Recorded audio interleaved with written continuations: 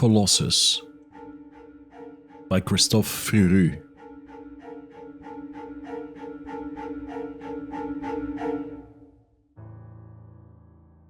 There are certain terrors before which the ordinary violences of mankind, however vast they seem to those who suffer them, become small and almost provincial.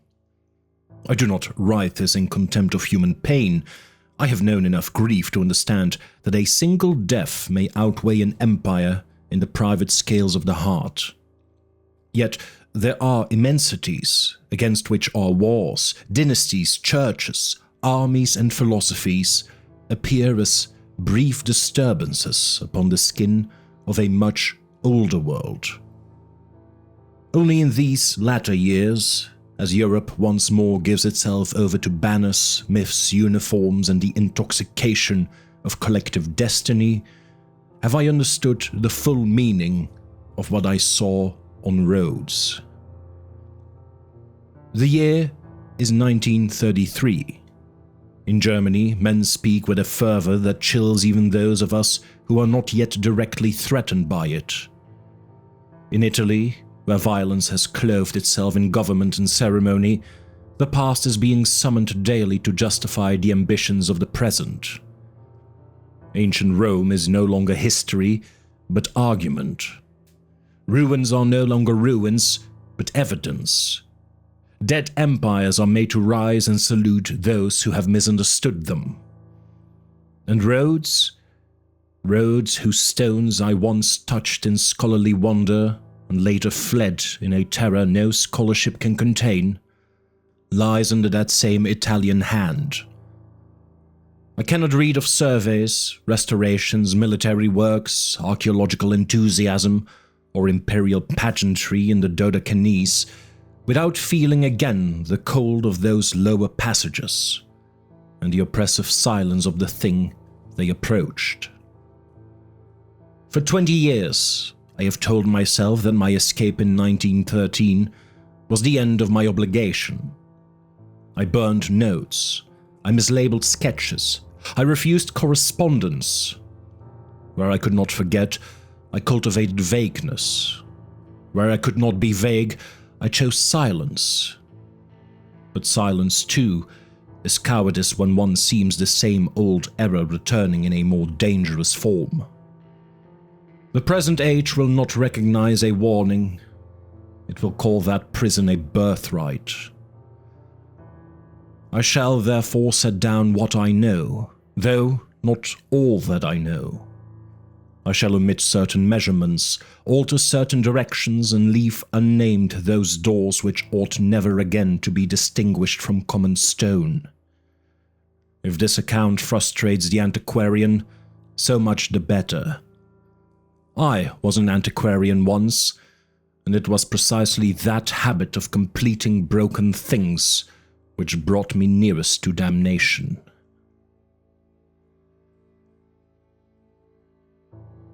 I must begin, then, not with the lower places, nor with a thing whose shadow has lain across my thoughts for 20 years, but with Rhodes as I first beheld it. Bright, wind-scoured, many-tongued, and clothed in that golden dignity which lets a traveller mistake age for peace. In the spring of 1913, I was still young enough to think scholarship a species of conquest. I had no soldier's appetite and no administrator's vanity, but there is a quieter imperialism in the academic mind, and I possessed it in full measure. I believed that what had been obscured might be clarified, what had been confused might be arranged, and what had been withheld by custom, fear, piety, or neglect might be recovered by patience and learning. My field was the transmission of ancient cults through the medieval Mediterranean, how old gods became saints, how sacred sites survived beneath altered names, how symbols passed from temple to church, from church to mosque, and from inscription to folktale. Rhodes, by that measure, was irresistible. The island had newly changed masters. Italian forces, in the course of their war against the Ottoman Empire, had taken Rhodes the previous year, and although the diplomats of Europe still spoke in provisional tones, the fact on the ground was plain enough. Ottoman authority had withdrawn. Italian officers, engineers, clerks, antiquarians and soldiers had entered. And Rhodes, long spoken of in certain Western circles as though it were a locked cabinet of the Levant, seemed suddenly to stand with its drawers half open. This impression was crude, and I blush now to recall how readily I accepted it. To a young man who had read more than he had seen, the reports then circulating in academic correspondence had the intoxicating quality of opportunity.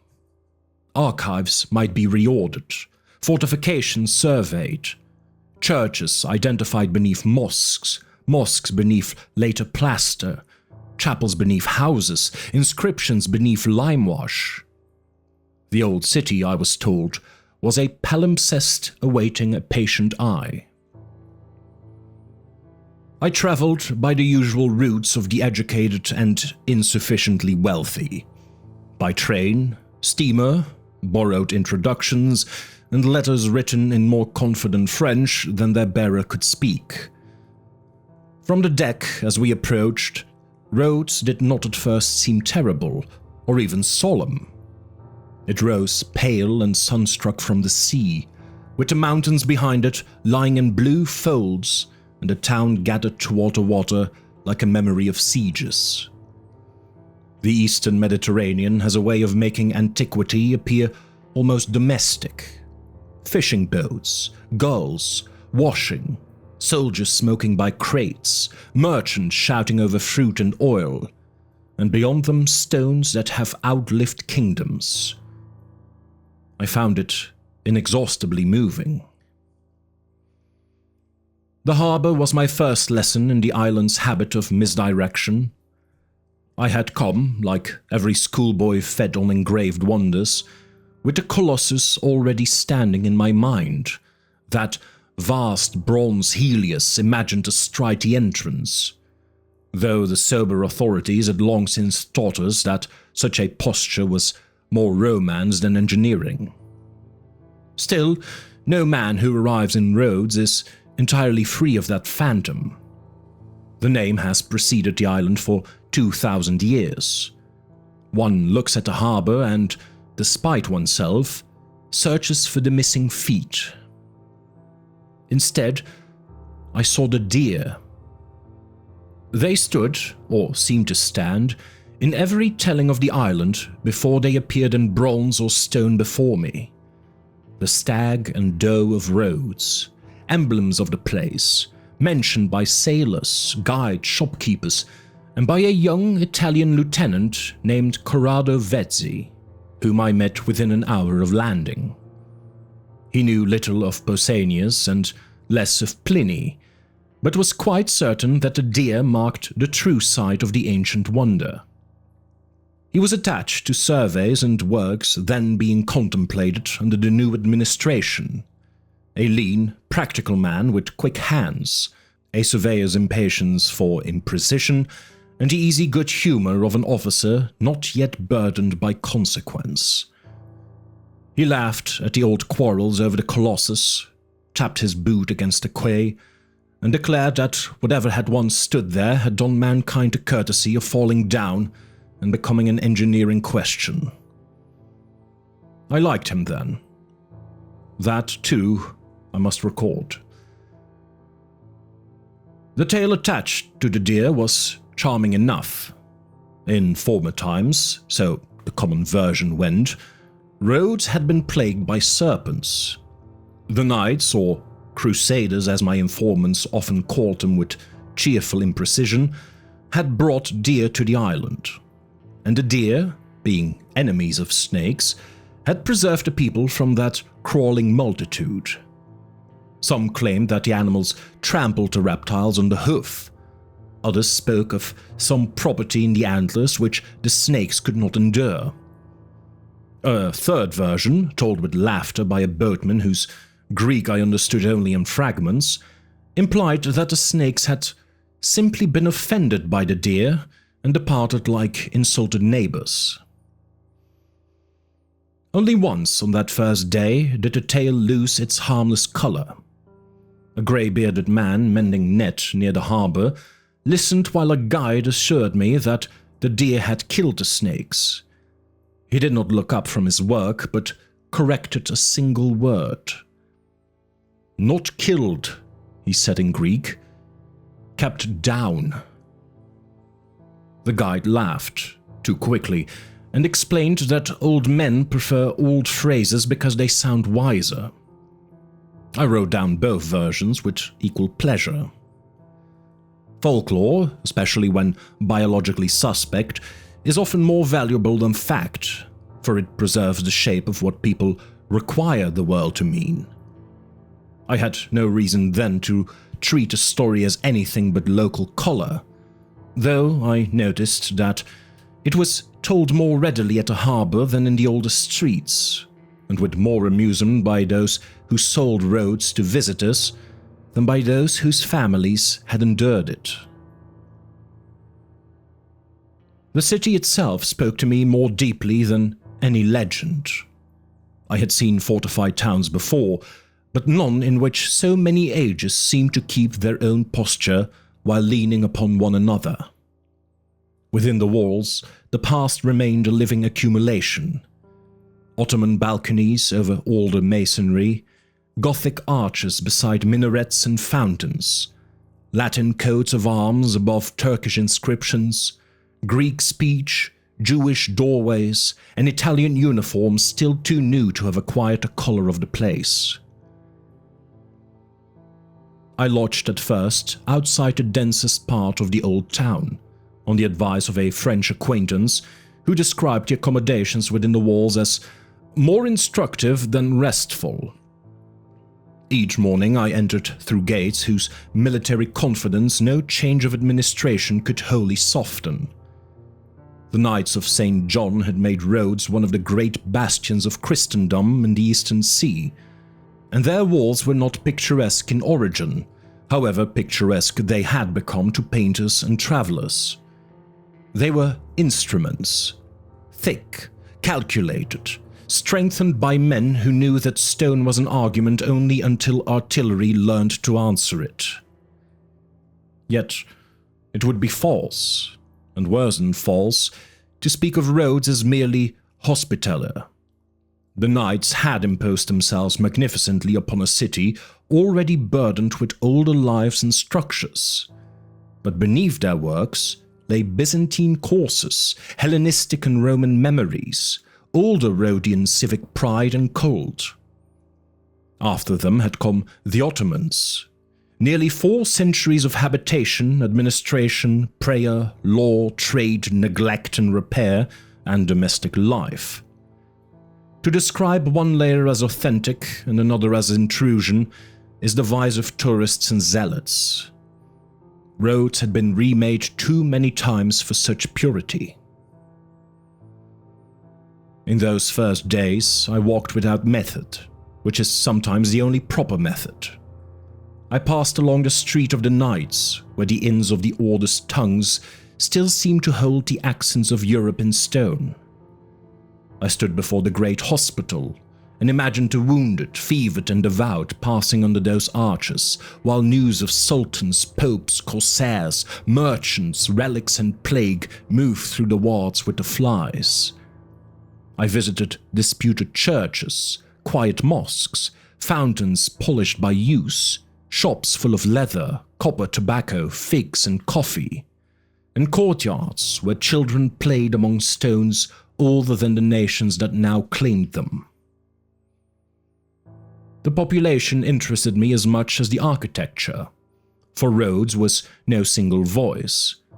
Greek was everywhere, but so too were Turkish phrases, Italian commands, French scholarly jargon, Ladino in the Jewish quarter, and the rough cosmopolitan vocabulary of ports. Orthodox priests, Muslim elders, Jewish merchants and craftsmen, Italian soldiers, local women with baskets and keys. Each moved through a city slightly different from the one I was trying to map. If there were resentments, and of course there were, they did not arrange themselves for the convenience of an outsider. The Italians spoke of sanitation, restoration, military necessity, and civilization with the confidence peculiar to newcomers who have inherited other men's problems without yet learning their names. I was not immune to the excitement of the new regime's practical effects. Roads were being discussed, buildings inspected, officers wanted plans, engineers wanted measurements, antiquarians wanted access. Vezzi, whom I encountered twice more in those early days, spoke of such work with infectious clarity. To him, a blocked arch was an obstruction, a sealed room, a future storeroom, a disputed wall, an argument to be settled by plumb line and hammer. I admired that certainty. I had not yet learned the price of it. My own letters gave me modest privileges. I consulted municipal records under supervision, met 2 Greek schoolmasters of antiquarian bent, was received politely by Vezzi and another Italian officer, and was ignored by a senior administrator who had already learned that scholars consume time and produce only complaints.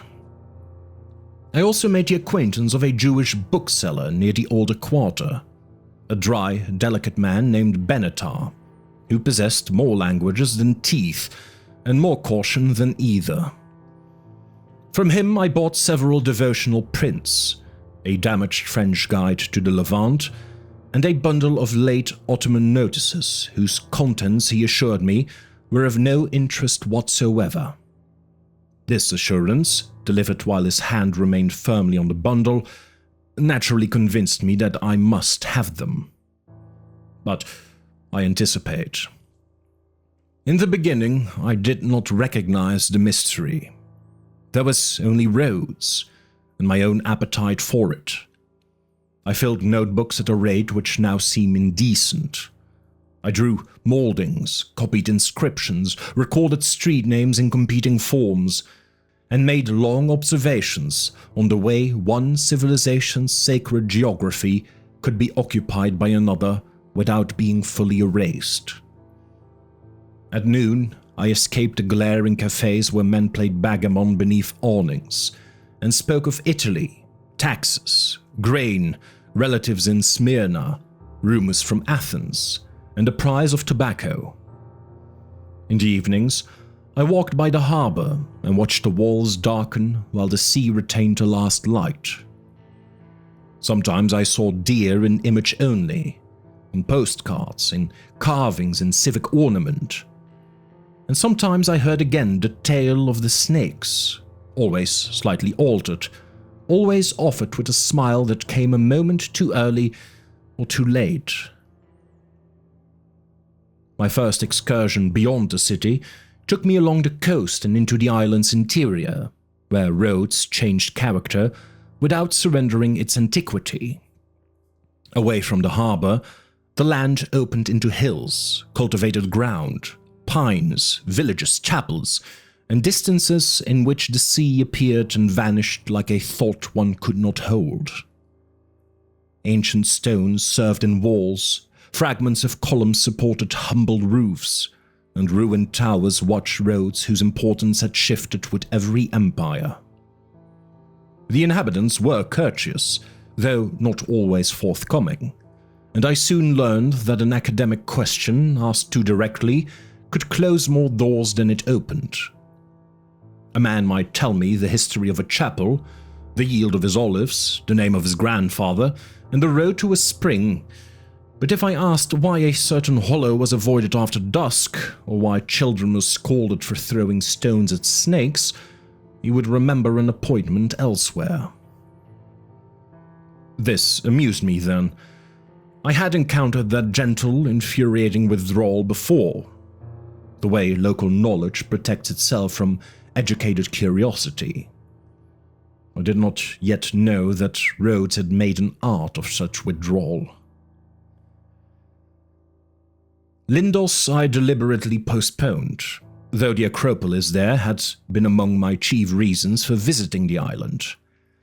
I wished first to understand Rhodes city, for cities, unlike isolated monuments, preserve the habits of power. Lindos represented antiquity in its more theatrical form. Height, Athena, later fortifications, white houses gathered below, the sea spread out in splendor. I feared that if I went there too soon, I would see only the postcard and not a sequence. So I kept it in reserve, a promised chapter. It was during this period of disciplined wandering that I first noticed the recurrence of certain absences. Every old city has legends, and Rhodes had them in abundance. Sieges, hidden passages, saints, treasures, treacheries, ghosts, cruel pashas, miraculous escapes, and a vanished Kolossus. Yet other matters appeared only at the edge of conversation. A gate closed for reasons no one explained twice. A well filled in for health. A cellar whose owner had no key. A street where old women lowered their voices without agreeing that they had done so. A version of the deer tale which made the animals sentinels rather than deliverers. A remark, quickly withdrawn, that snakes were not a danger but the announcement of it. I wrote these things down because I wrote everything down. Had I been wiser, I might have left them as fragments.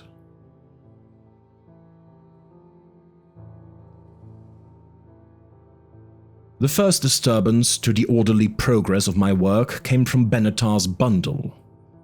I had purchased it on a Wednesday afternoon, when the heat of Rhodes seemed to press even the flies into silence.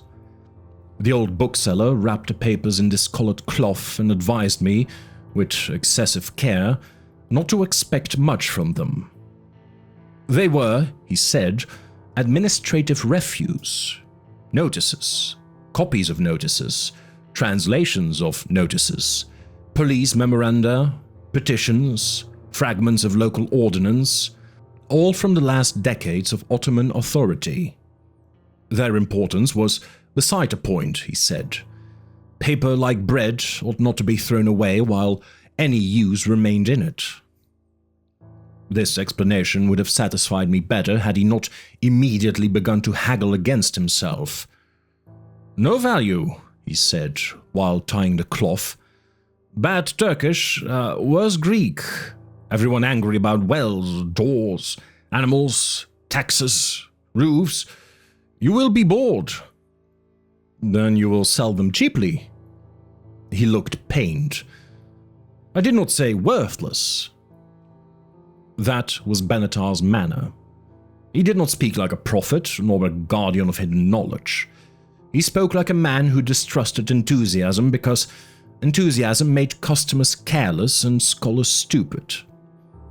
When I placed the packet in my satchel, his eyes followed my hands with the practical regret of a shopkeeper who has sold something he may later wish he had misplaced. I examined the contents that evening in my room by the uncertain light of an oil lamp, intending no more than to sort them by date and language. Most were indeed banal. There were regulations concerning market hours, repairs, water use, military requisitions, disputes over property, restrictions upon certain trades, and complaints of a kind so eternal that they might have been written under the Romans or last Tuesday. Yet, among these, mixed without emphasis into the duller matter, were several copies relating to nocturnal movement within and near the old town. Curfews were not remarkable in themselves.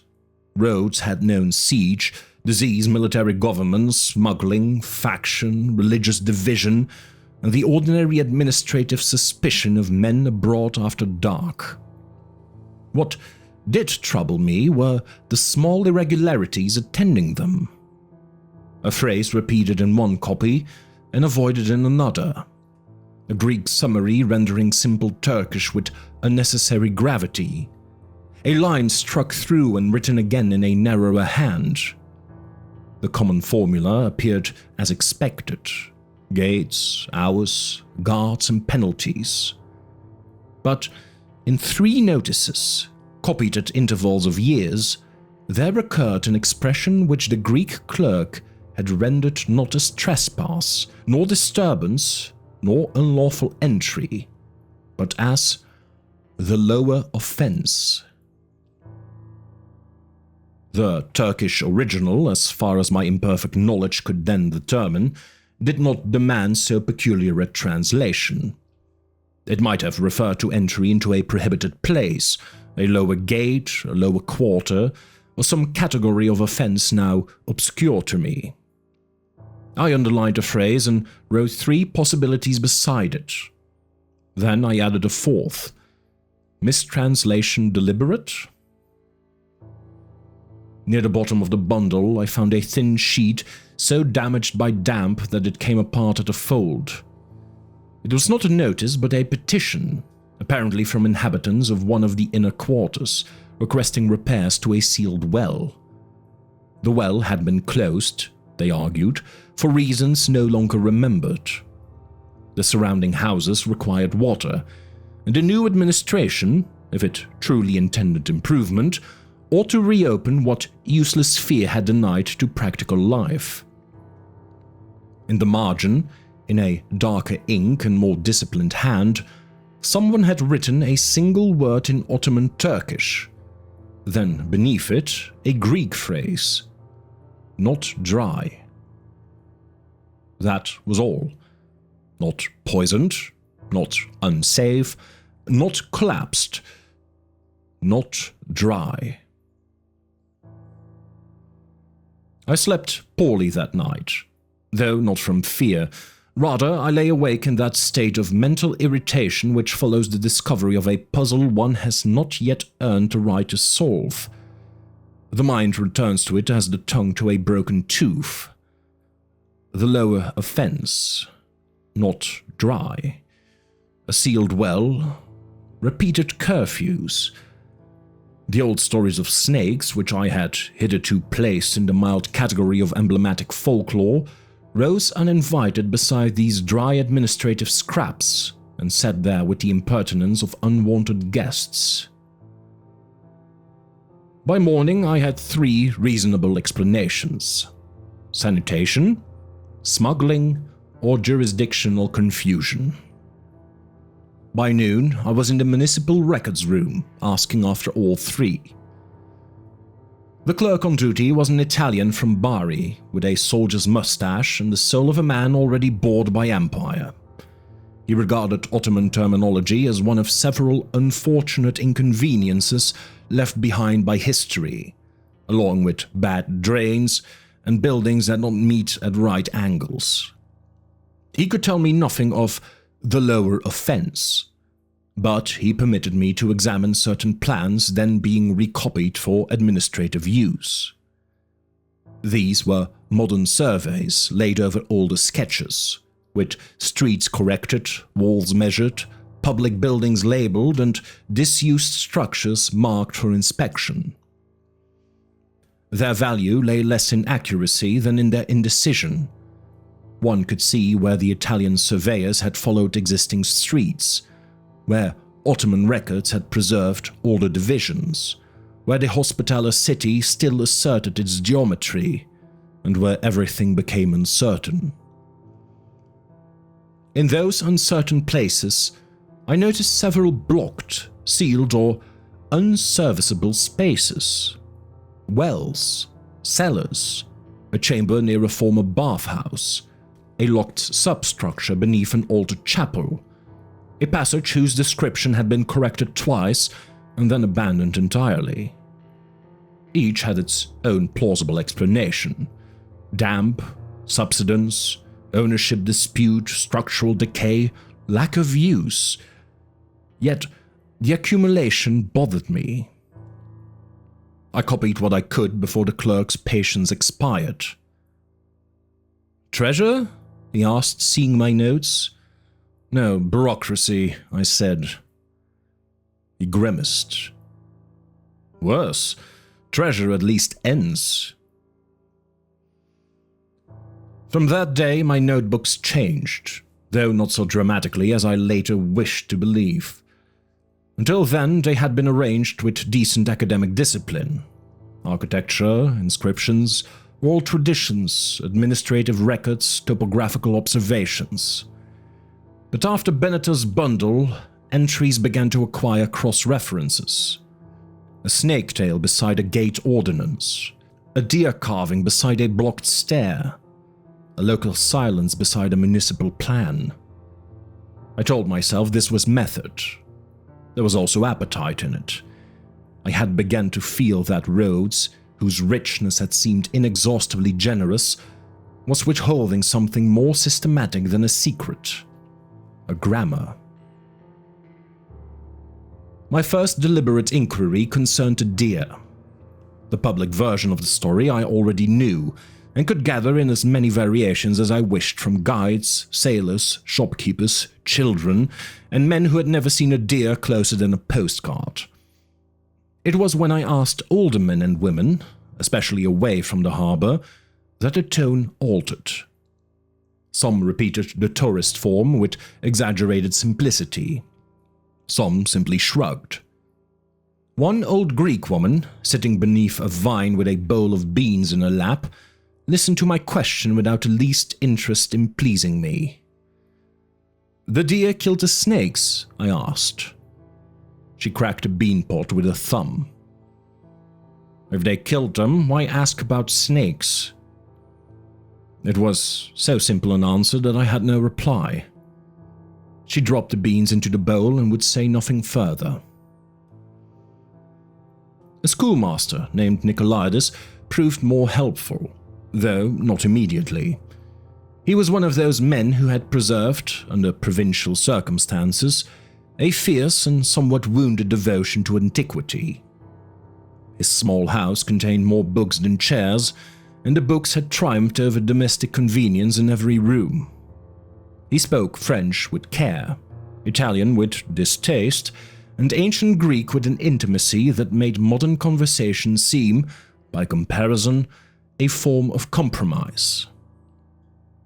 What I encountered in him was pride. He was pleased to discuss Rhodes as a Dorian city, as a maritime power, as a seat of art, commerce, naval strength, and political ingenuity. He spoke of Helios, of the ancient union by which the island cities had formed a common polity, of Lindos and Camiros and Ialissos, and of the long humiliation by which schoolboys throughout Europe knew Rhodes chiefly for a statue, most of them imagined incorrectly. When I mentioned deer and snakes, he did not grow mysterious. He grew offended. "That is for guides," Nicolaides said. "Well, guides preserve what scholars neglect," I pointed out. "Oh, no, guides preserve what travelers pay to hear," Nicolaides maintained. "But legends sometimes keep older matter alive." "Of course," he said sharply, "but so do lies." Nicolaides possessed neither Benatar's evasiveness nor the villager's timidity. His reticence sprang from a jealous protectiveness toward the dignity of Rhodes. He would tolerate myth only when it entered through the proper scholarly door. Still, before I left, he gave me the name of a priest in a village inland. "He knows old stories," Nicolaides said. "He will pretend not to. Do not flatter him. Do not write while he speaks, and do not begin with snakes, or he will decide you are an idiot." Naturally, I went within 3 days. The priest was courteous, elderly, and almost entirely unhelpful. His church stood on or near an older site, that much he acknowledged, because the stones themselves proclaimed it. He showed me fragments of marble reused in the wall, a worn capital serving as the base for a candle stand, and an inscription so abraded that its surviving letters could be made to support several mutually destructive theories. When I mentioned Nicolaides, he smiled with a weary affection reserved for clever men who make more noise than wisdom. I obeyed instructions and did not begin with snakes. I asked about springs. This pleased him less than I had hoped. Springs belong to the village, the priest said. But I am interested in older dedications, I told him. Well, then look at stones. And if the dedication is no longer on the stone, I asked. He looked at me for a long time. Then he poured a little wine from a jug into his own cup, drank, and set it between us. There was a spring near here, he said. Not now. My grandfather said a boy killed a snake there after sunset. Boys kill things, this is not unusual. But that night the dogs would not sleep, and in the morning the water tasted bitter. They closed the spring after. Because of the snake? No, because of the water. But the snake warned them. He frowned in irritation at my need to arrange the matter.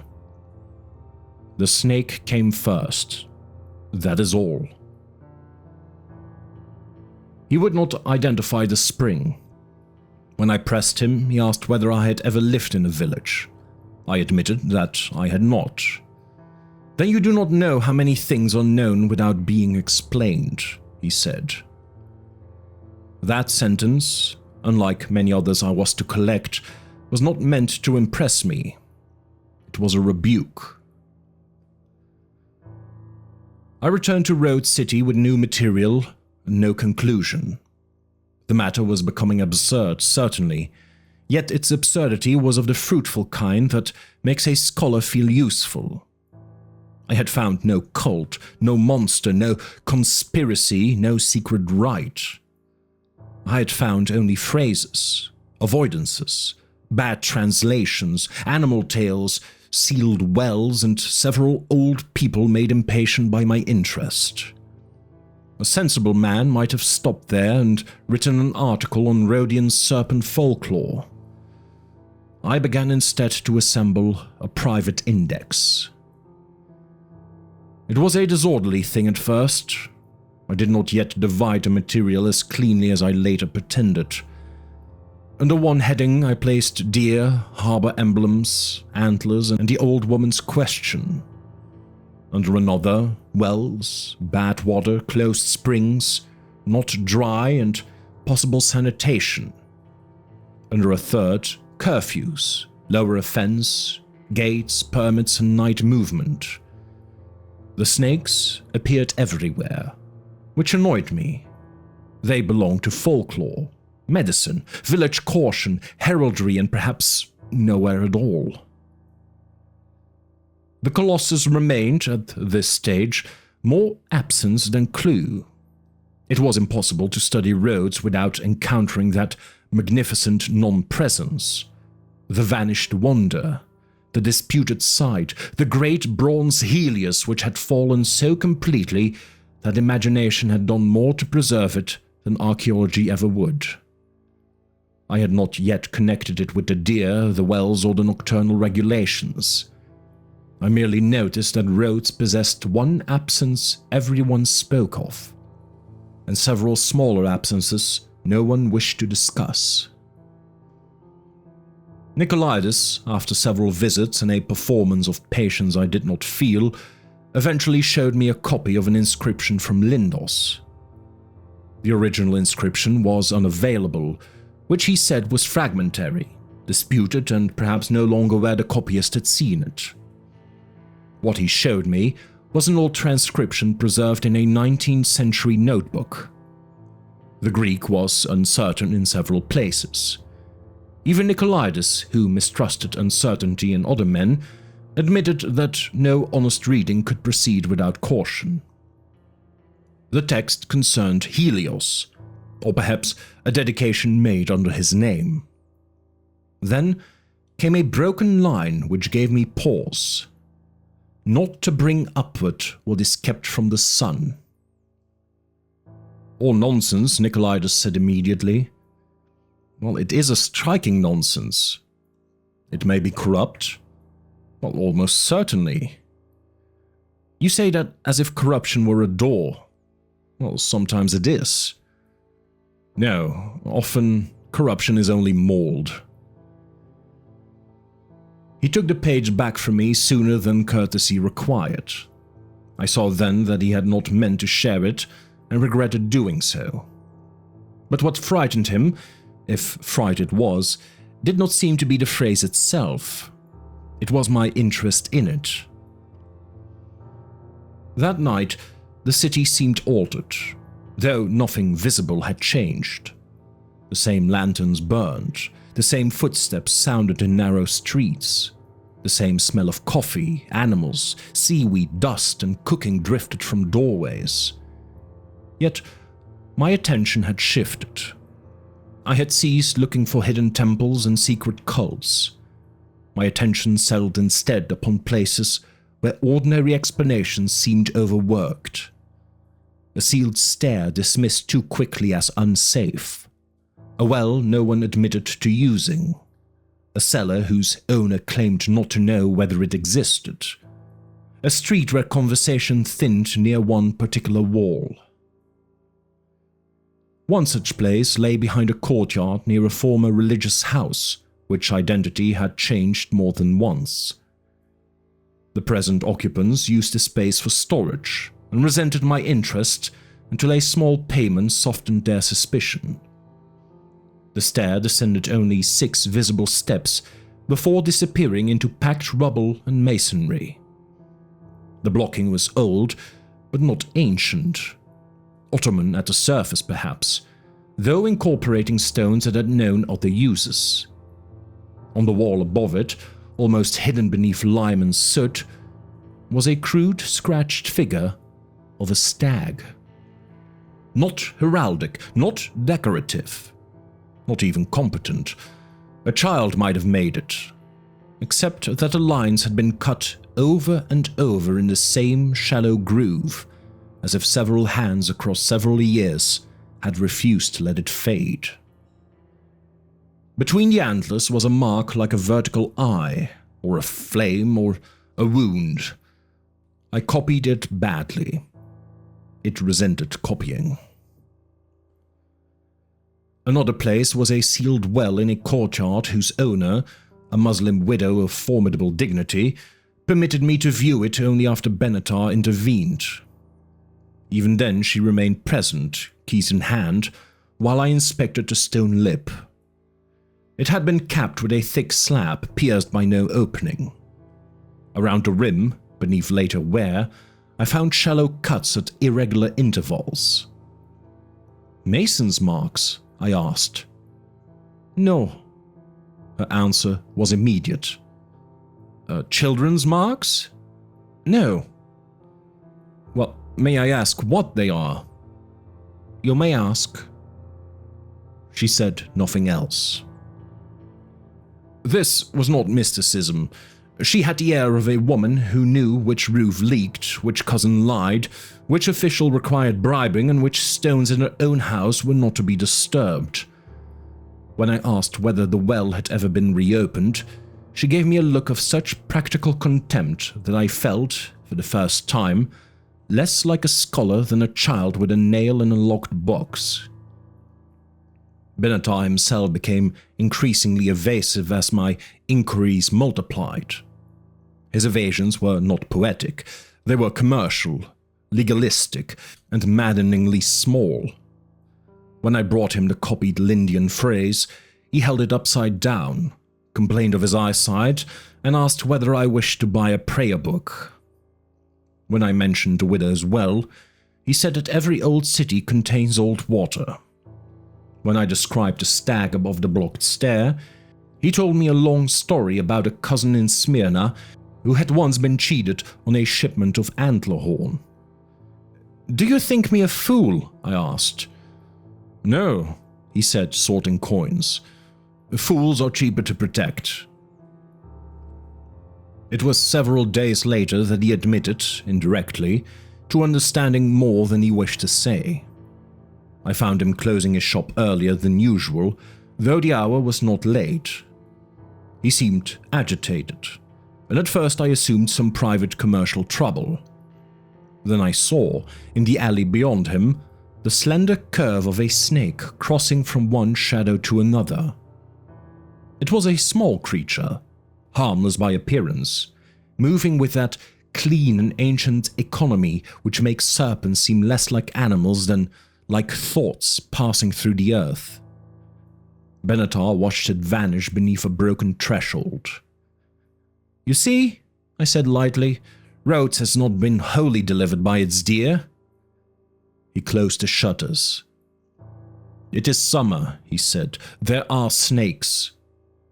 "Then why close early?" "Because I am old." "You're not old when there is profit."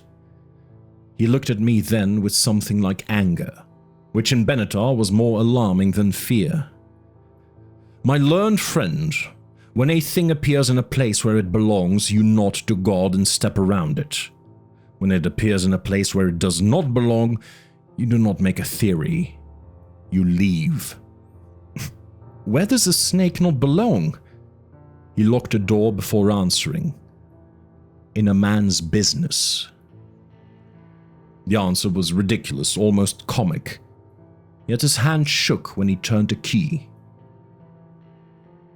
I did not leave. I went to the records. The Hospitaller material proved both more dramatic and less trustworthy than the Ottoman papers. Knights wrote as men of war and religion, often in a language where practical danger clothed itself instinctively in spiritual armor. Still, amid inventories, correspondence, repairs and accounts of defense, there were references which no sensible editor had thought worthy of emphasis. A memorandum concerning works near an inner foundation mentioned laborers refusing to continue after the old sign was uncovered. Another, drawn up after an earth tremor, ordered that an ancient fastening of metal uncovered beneath the works was not to be struck or displaced, but shored about with masonry and strengthened, where necessary, by new iron. A later hand added that one such iron support had twisted under strain, while the older metal beneath bore no visible mark. A letter attributed to a minor brother of the order spoke of foul vapors below a storehouse and recommended sealing, not with lime alone, but with the image of the heart. Another, preserved only in summary, referred to a quarrel between engineers and chaplains over whether a certain subterranean aperture was to be treated as a structural fault or an offense against God. None of this proved anything. That was precisely its seduction. Each reference on its own could be dismissed. Together they could not yet be believed. Most striking was a passage in a late chronicle copied by a French antiquarian before the Italian occupation, and shown to me by a military chaplain who had no idea what he possessed.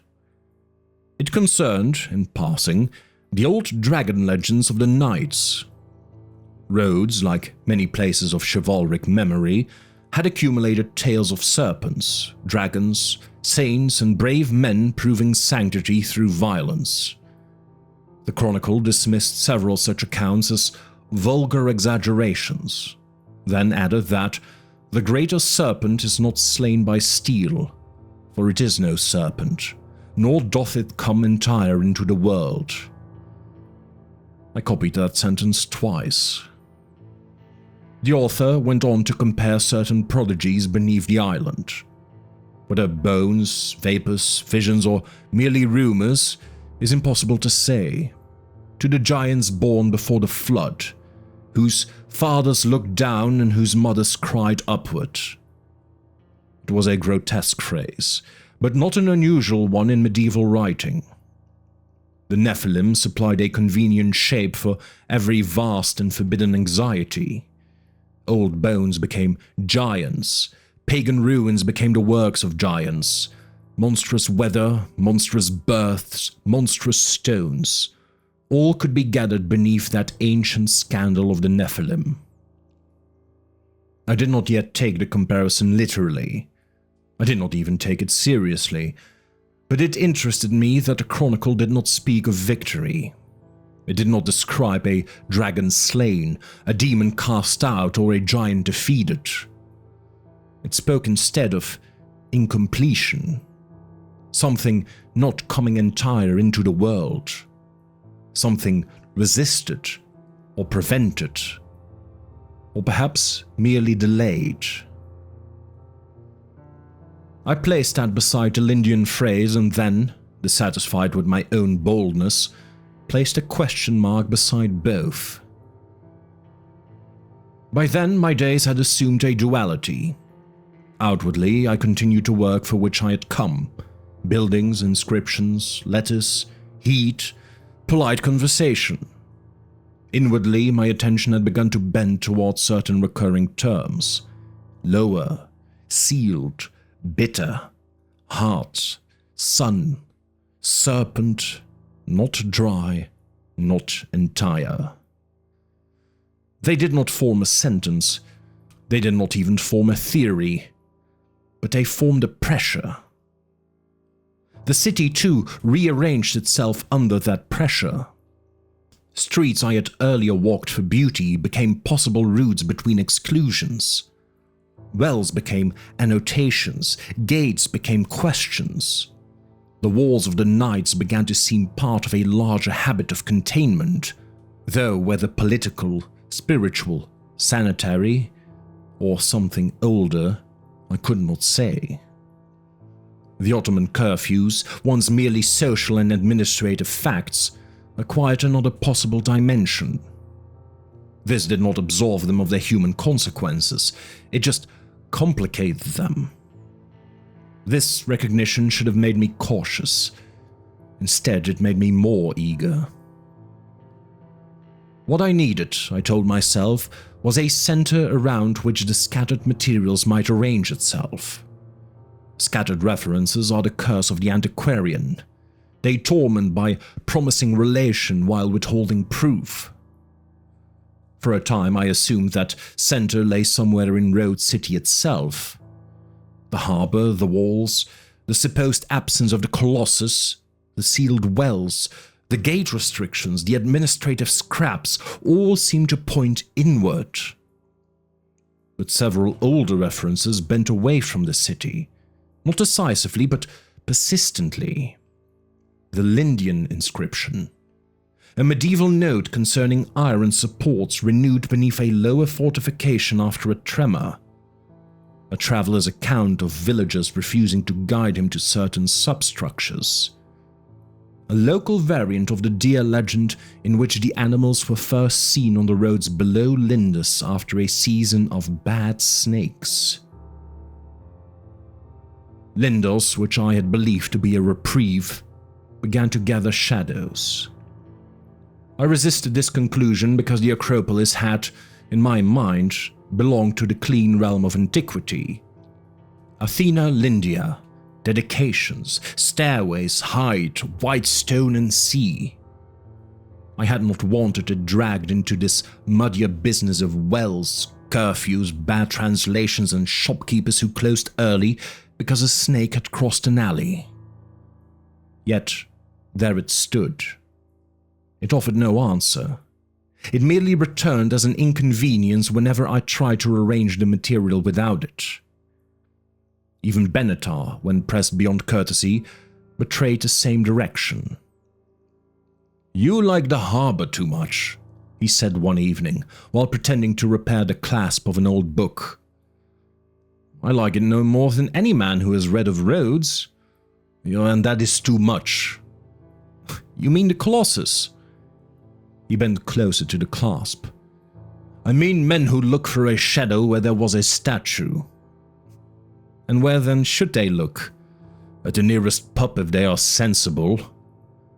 "Benatar," he sighed. "There is Rhodes for ships, and Rhodes for walls, and Rhodes for prayers, and Rhodes for taxes. There is also Rhodes for old stones that do not care who governs them. and Lindos has many such stones. Oh, then there is something there. There is much there, everyone knows this. Something concerning the Kolossus. At that he looked up. I had expected solemn terror. His expression held only weary irritation. The Kolossus, he said, is a word that makes men foolishly tall. I laughed then, because I did not understand him. In the days before my departure for Lindis, a final document came into my hands by means I shall not describe precisely. It was not theft, though it was not honest scholarship either. Let it suffice that a clerk was underpaid, a cabinet poorly locked, and my conscience less vigilant than my curiosity. The paper was an Italian memorandum, recent, practical, and wholly without superstition. It concerned a proposed survey of certain old substructures near Lindos, with attention to stability, possible military use, and antiquarian value. Attached to it was a translated abstract of an Ottoman note warning against disturbance of something rendered as the lower fastening after earth tremors. The note further instructed that failed supports were to be renewed without attempting to cut or remove the older metal itself. The Italian officer who had annotated the file had written in the margin, "Probably cistern works. Inspect when convenient." I sat with those words for some time. There was nothing foolish about the phrase. That was its power. It was competent, economical, reasonable, and therefore more dangerous than any monk's nightmare. I had written phrases like it myself, probably medieval, probably symbolic, probably corrupt, probably sanitary, probably superstition. Probably nothing. I looked then at my own notes. I had not solved the riddle, I had made one. Worse, I had made it from pieces other men had left apart. That thought came to me only briefly. I drove it away with the impatience of a man who mistakes a warning for an obstruction. I could have stopped. That is the part I have never forgiven. I could have returned Benatar's papers, thanked Nicolaides, written my harmless article and left Rhodes with my mind intact. I could have accepted that some records are fragmentary because life is fragmentary, and that not every silence is an invitation. Instead, I packed for Lindos. I told myself that I sought confirmation only. I told myself that any responsible scholar, having followed the evidence thus far, must examine the oldest and most persistent site connected with the pattern. I told myself that fear of superstition is itself superstition. I told myself many things, and because I was educated, I told them convincingly. At dawn, as I left Rhodes City, the harbor lay pale behind me, and the walls seemed less like fortifications and more like the rim of a vessel filled to the lip. Near the road, a deer stood amongst the scrub, thin, alert, and still. It watched me pass without moving. A childish fancy came over me then, though I dismissed it before it could trouble my pride. It seemed not to be guarding the island from what I might bring. It seemed to be waiting for what I would carry away from it.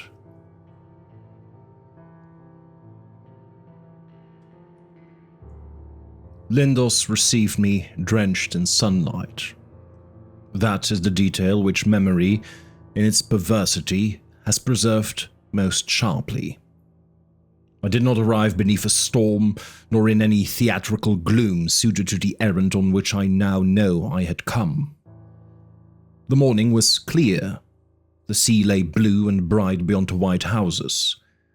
Goats moved on the slopes with bells at their throats. Women called to one another from doorways. And above all, the Acropolis rose with such splendor that for several hours I was almost ashamed of the darker associations I had brought to it. There are places where antiquity seems reduced by sun and height to its noblest outline. Lindos, seen from below, was such a place. That first impression was a mercy. Like most mercies, it did not last.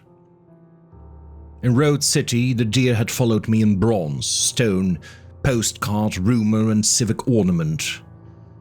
At Lindos, where I had most expected some echo of them, I saw none. The omission troubled me only later. At the time, I thought merely that each place kept its own emblems, and that I had begun, as scholars do, to force patterns upon things innocent of them. I spent the early part of the day in the proper manner. I climbed slowly, stopping often, partly from heat and partly from the scholar's compulsion to delay arrival by cataloguing every approach to it. The village below, with its whitewashed walls and narrow ways, seemed less built than grown from the rock. Above it stood the old fortifications, the later works of the knights resting upon earlier foundations, and beneath those the memory of the sanctuary of Athena Lindia, whose cult had once drawn worshippers across the Greek world. Temple, fortress, watchpost, ruin, Lindos held each name without surrendering wholly to any one of them. At another time, I would have been content for days with its visible past. Yet, the pattern I had followed from the city had infected my sight. I no longer saw simple succession. Where one age repaired another, I asked what weakness had required repair. Where a wall turned strangely, I asked what it avoided. Where a pious symbol appeared in a military place, I asked whether piety had been ornament, protection, or disguise. My first inquiries produced little. The local men were willing enough to discuss the ruins so long as I asked the questions visitors were expected to ask. They spoke of the goddess, the knights, the views in the sea, the old processions, the old wars, the Italian officers who had come with papers and measuring instruments. They were proud, cautious, hospitable, and evasive. Several warned me against the heat. One warned me against loose stones. One old man, when asked about repairs beneath the fortress, said only that certain families had duties when old masonry cracked. Then he looked ashamed of having said even that. None warned me against the lower works, which was itself a warning. But then I had learned to listen not only to speech but to its absences. When I asked about cisterns, the answers shortened. When I asked about chambers beneath the fortress, men remembered business elsewhere. When I mentioned an Ottoman note concerning a lower fastening, one man laughed and said the Turks had written many foolish things. His laughter ended before his sentence did. The guide I eventually engaged was not a man recommended to me.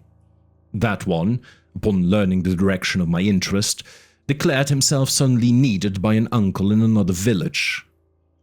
In his place came a younger fellow called Manolis, quick-eyed, narrow-shouldered and eager for money, with the theatrical indifference of one who does not wish his eagerness noticed. He had some Italian, less French, and a Greek so local in its turns that I sometimes understood him only by gesture.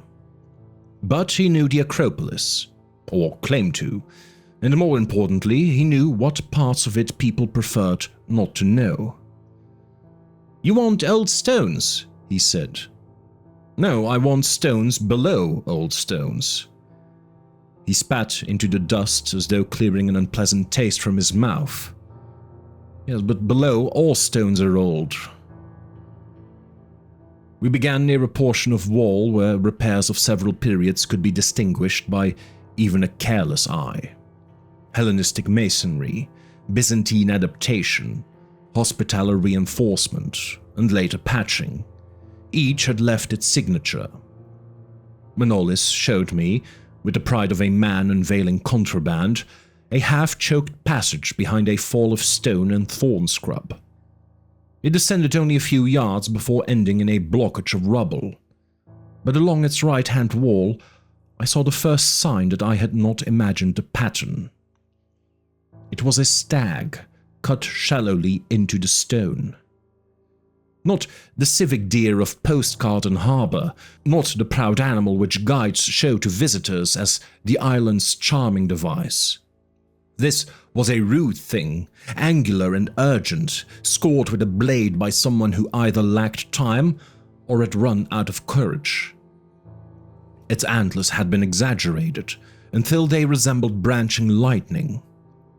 Between them was the same vertical mark I had seen above the blocked stairs in Rhodes City. Eye, flame, wound, or all three.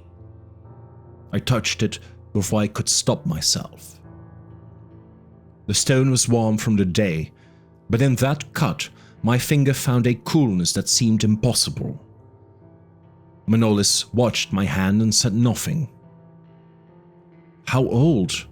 I asked. He shrugged too quickly.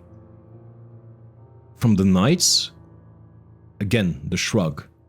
"Before the Knights?" He looked away toward the sea.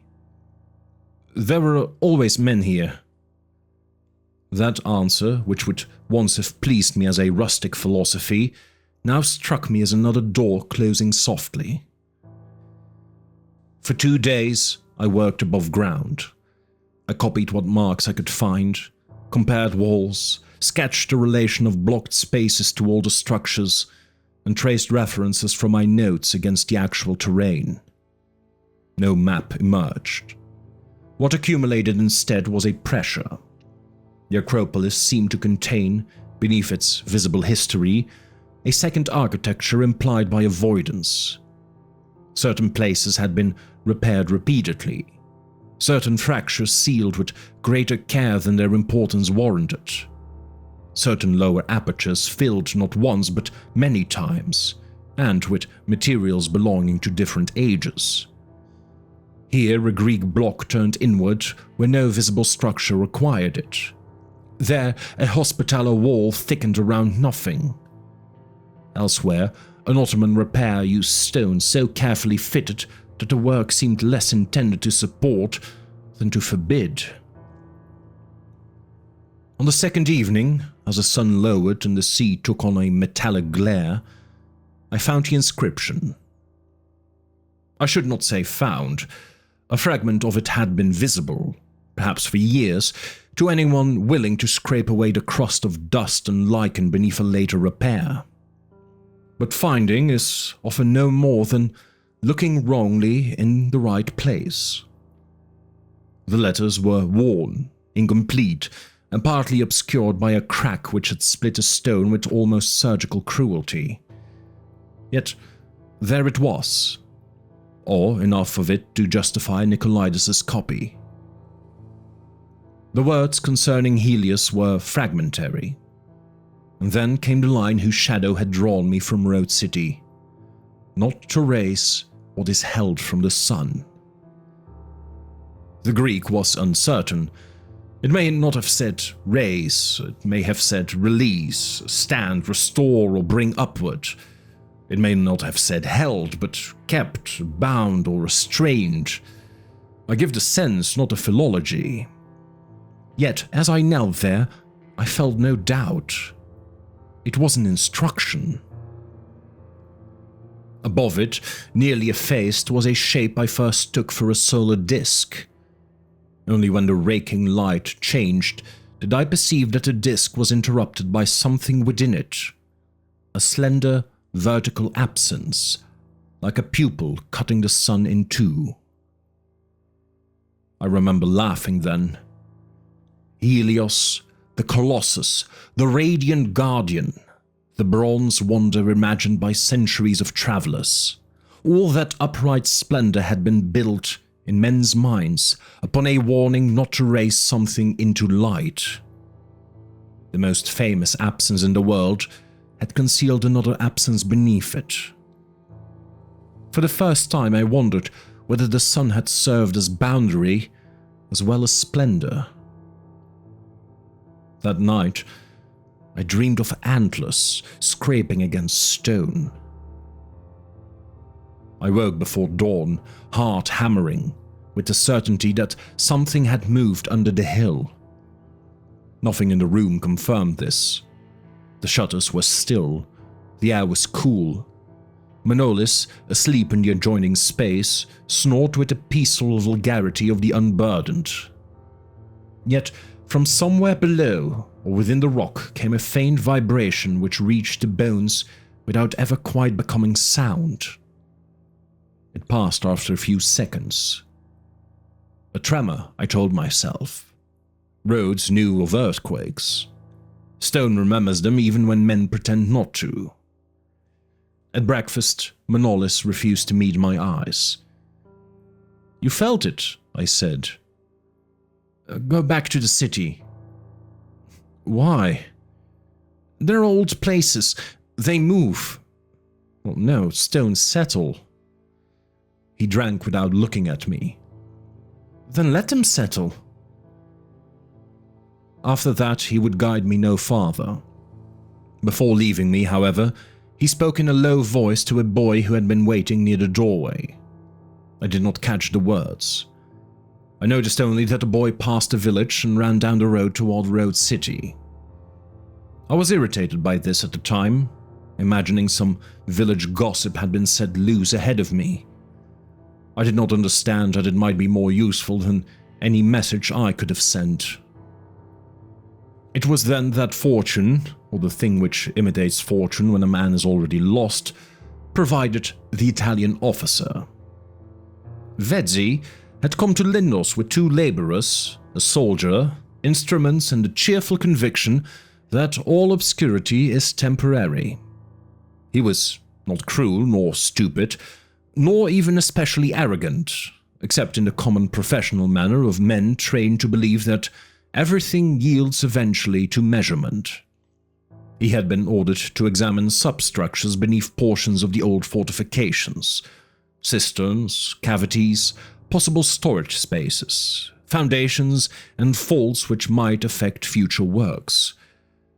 I do not know whether he had seen the Ottoman warning I had copied, or another like it.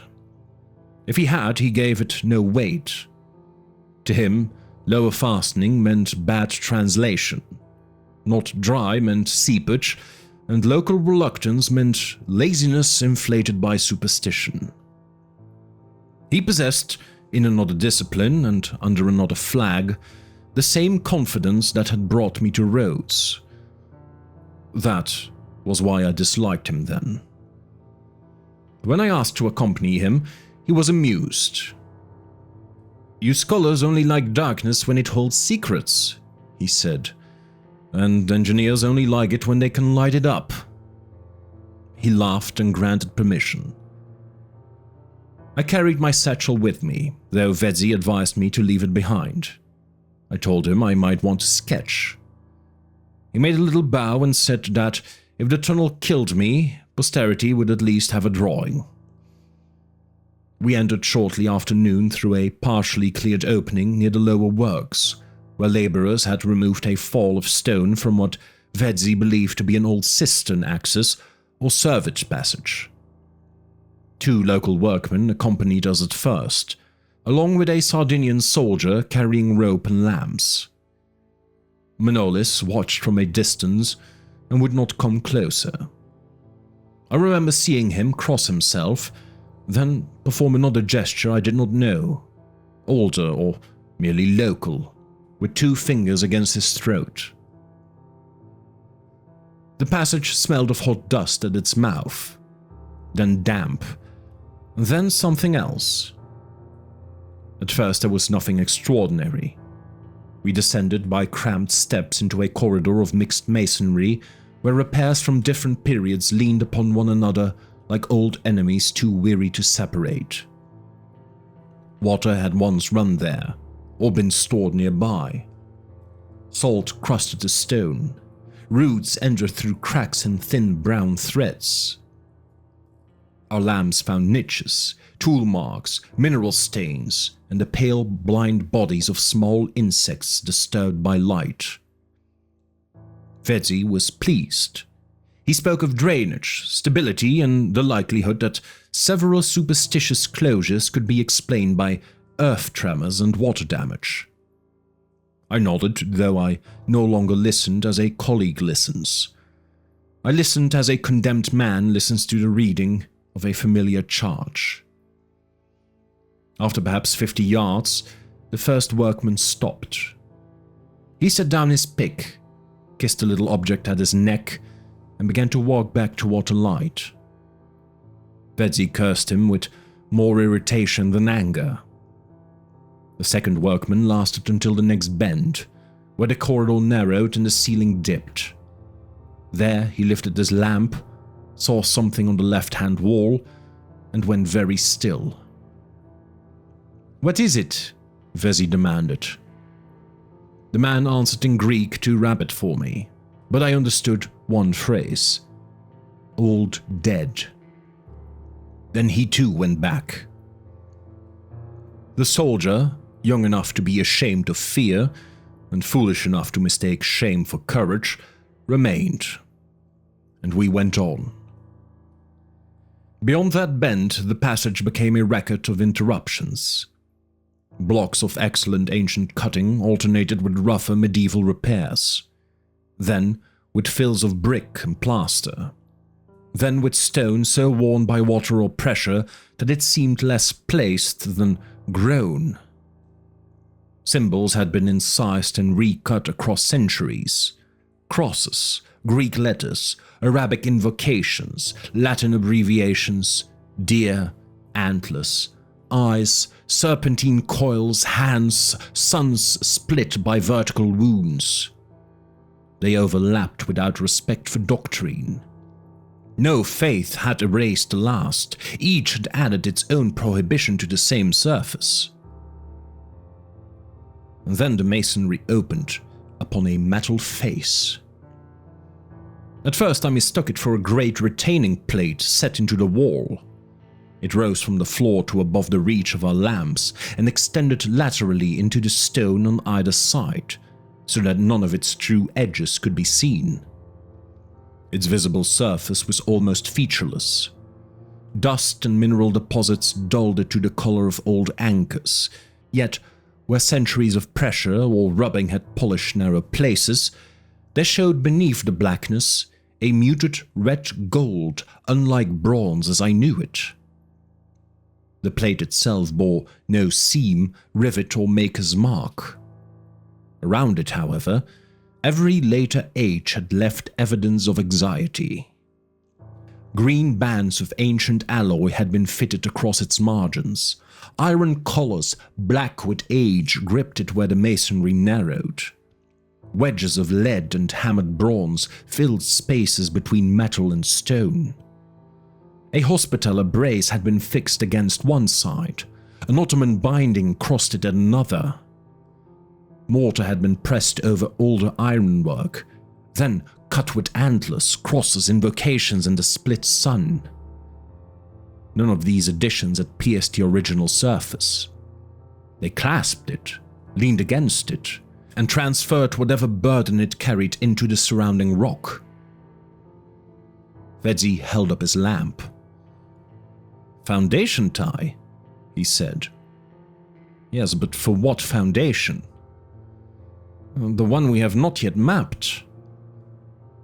He drew the hardened point of a compass across the exposed surface.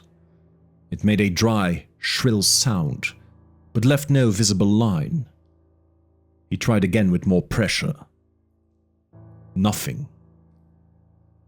When he examined the compass, its point had bent slightly. "An unusual bronze," he said. "What's this?" A body lay partly within the masonry beside it. It had not been exposed when death came, that much was plain. It had been deliberately placed inside an earlier repair and only revealed by later subsidence, so that the right side of the skeleton showed through cracked mortar like an object trapped in cloudy glass. The skull was turned inward toward a deeper passage. Into the mortar around it, someone had fixed a half-circle of small antler tines, framing the brow without touching it.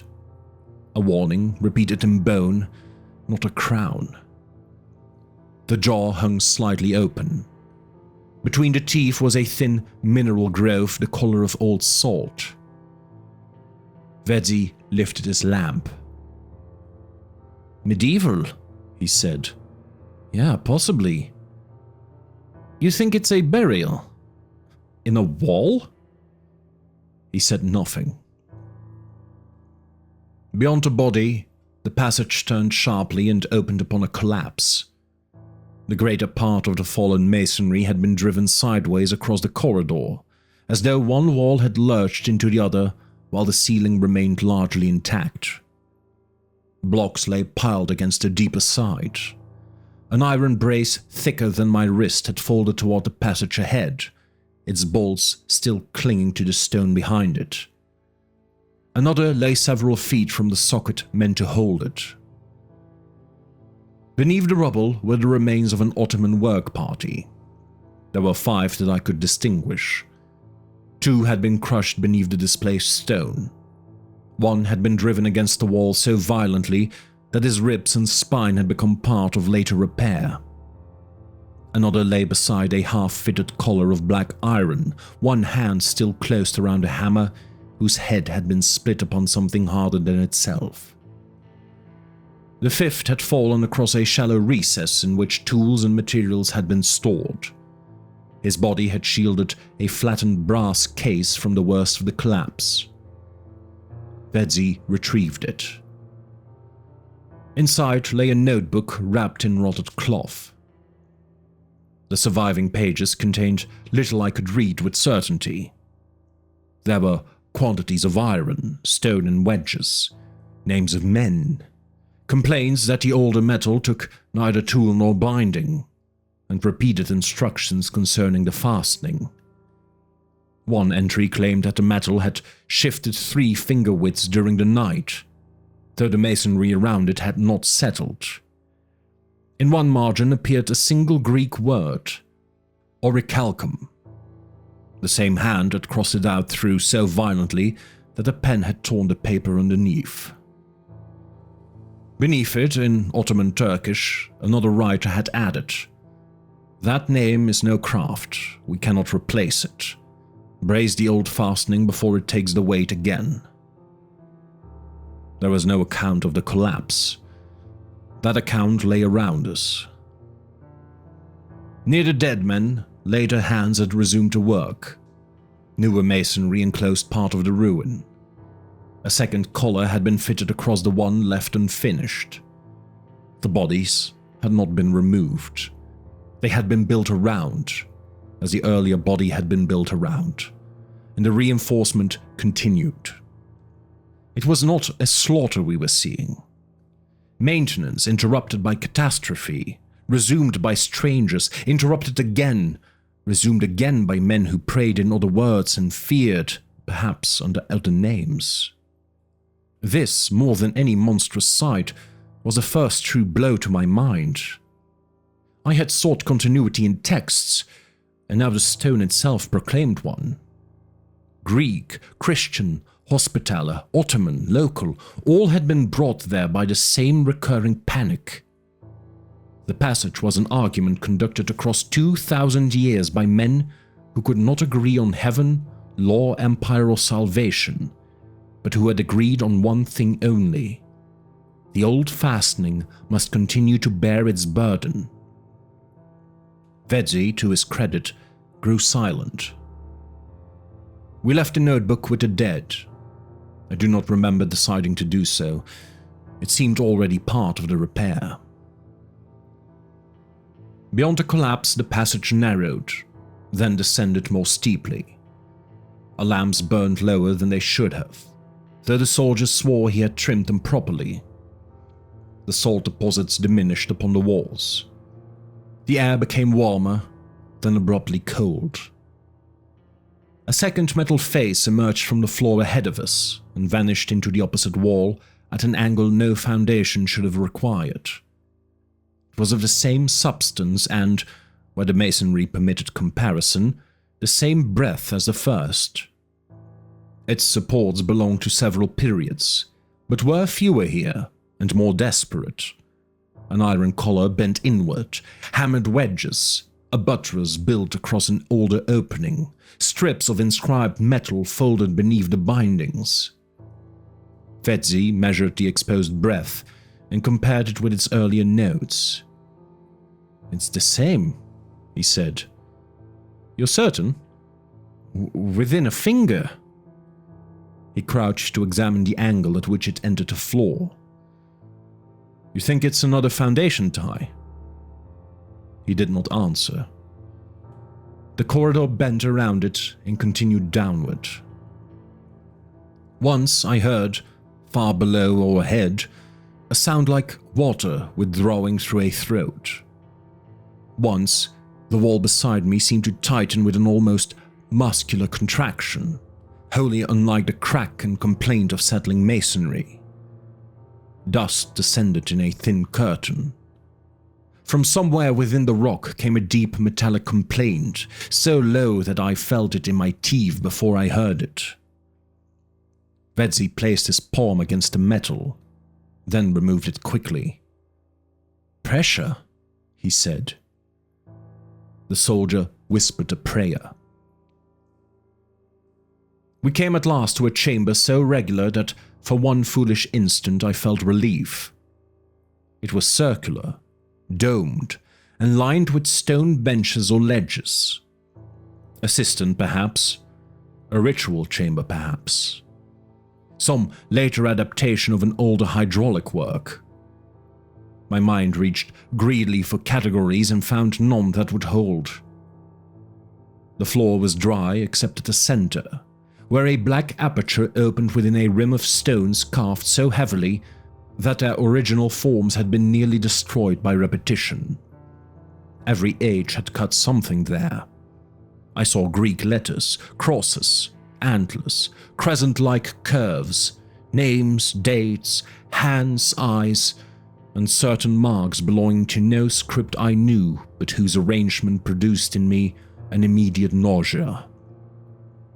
They were attempts to make thought difficult at that spot.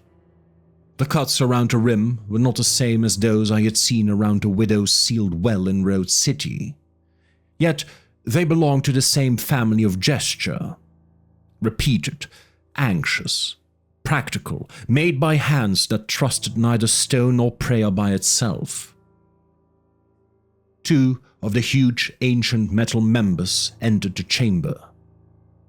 One emerged obliquely from the floor and disappeared into the wall beside the aperture. The other presented only a broad, dark face along the far side of the room, half concealed by braces, collars, masonry, and hammered bands. The original metal remained featureless beneath that accumulated labor. Vezzi set down his lamp and measured. He measured the chamber wall, the diameter of the floor, the breadth of the exposed members, and the angles at which they entered and vanished. The act steadied him. His hands became competent again. Terror in a man like Vezzi could be postponed by instruments. There were works here, he said. Several phases. Yes. Greek beneath medieval. Later reinforcement. Yes. This is important. His voice had changed. It no longer belonged to a bored officer or practical surveyor. It had acquired the hushed greed of the discoverer. He crossed between the two exposed surfaces, comparing figures in his notebook. "It's the same dimensions," he said. "As the other faces?" "Yes, as each other." "Well, then they belong to one structure." He looked at the angles again. "But they cannot." Before I could ask what he meant, the vibration returned. It began below hearing. The stone bench shivered. Fine dust lifted from the floor. Somewhere in the passage behind us, an iron collar groaned. Another answered, farther away. The soldier raised his lamp, asking, "What is that?" No one answered. A band along the far wall drew taut with a shriek. One rivet tore free and rang upon the floor. Mortar opened in a thin line along the edge of the dark metal. The ancient material moved. No more than the breadth of my hand. Several stones slipped from above it and broke upon the floor. The supporting masonry settled with a heavy inward thud. Through the narrow gap thus exposed, I saw the supposed slab did not continue as a solid mass. Its inner edge turned sharply away, enclosing a darkness bounded by the same red-gold metal. It was the side of an enormous opening. Through that opening passed the other metal member. For one instant, my mind refused the relation. I saw a plate, a void, another plate, and the masonry fitted about them. Then, scale and geometry assembled themselves against my will. They were not plates, they were links. Angular and straight-sided, each large enough that a man might have stood within its central opening without touching either side. The passage had not been reinforced with metal. It had been built around a giant chain. I tried to follow it with my eyes.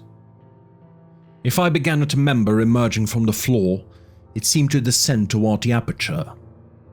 If I began at the newly exposed link, the same sequence rose through the wall and vanished overhead.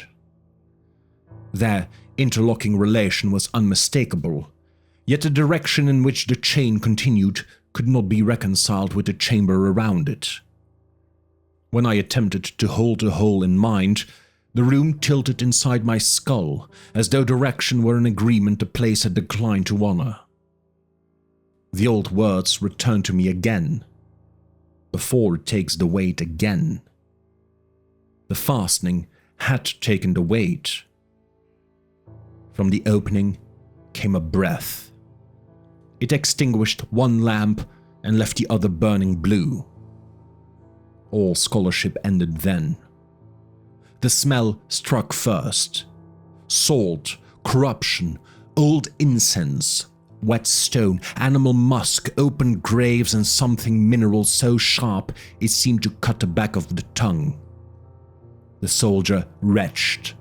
Vedzi staggered but did not fall. From below us, immeasurably below us, impossibly below us, came a shifting as of some vast burden adjusting by a fraction too small to be called movement, and the links of the chain drew taut. It was not the sound of a creature waking. I think that would have been less terrible. It was the sound of continuance making itself briefly perceptible. Then the chamber became still. The marks around the aperture seemed suddenly darker, as though the chamber itself had laid emphasis upon them. Cracks I had taken for age aligned themselves in patterns too deliberate to be natural, and too damaged to be read. The black opening did not widen. Rather, my sense of its edge failed. It became impossible to say where stone ended and depth began. For one nauseating instant, I thought the chain held something below. Then I understand that below was only the word my body supplied, because it had no other defense. The links were taut in directions that did not exist together. They might have held the prisoner down. They might have held the world apart from it. They might have performed some office for which restraint was merely the nearest human metaphor. The soldier then sank to his knees beside the aperture. No hand touched him. No tendril emerged, nothing seized him in any theatrical sense. He simply ceased, by degrees, to be entirely present in the same conditions as ourselves. His prayer faltered. His mouth continued forming the words after breath had failed to support them. His skin drew tight across his face, then slackened. The blue lamp passed over him strangely, as though his outline had become uncertain to it. His eyes, wide and aware, turned not toward the aperture, but toward his own hands. The fingers had begun to curl inward. Vedzi gripped his shoulder. "Stand up!" The soldier tried. Something in him refused coordination. His body folded slowly, almost gently, with the obscenity of a man obeying laws no human body was made to know. There came a soft sound from within him, as of rearrangement. He exhaled once, very long. When he collapsed beside the carved rim, he did so without struggle. I do not know whether he was dead, but for a moment none of us moved. Then, from the dark beneath the aperture, I saw, or my mind supplied, a surface, not skin, not stone, not water, but possessing aspects of all three. Upon it clung pale irregularities like salt deposits. The blue light wavered, and my mind tried to furnish them with meanings it could endure. A mouth, closed eyes, the pressure of a hand from the wrong side of matter. I do not say these things were there. I only say that the mind, when forced before what has no human likeness, may invent one out of mercy, and fail even at that. There was a curve too vast to be limb or wall, a suggestion of coiling mass, an edge of plated darkness, and farther down, impossibly far and impossibly near, a vertical absence opening with the slow indifference of an eye beneath the world. Only then did I understand the true obscenity of the links. We had seen part of the chain. We had not seen enough of what it bound to judge the proportion between restraint and prisoner. I knew then why men had called it serpent, giant, Nephilim, Helios. Every name was wrong. Every name had been a mercy. The thing did not look at us.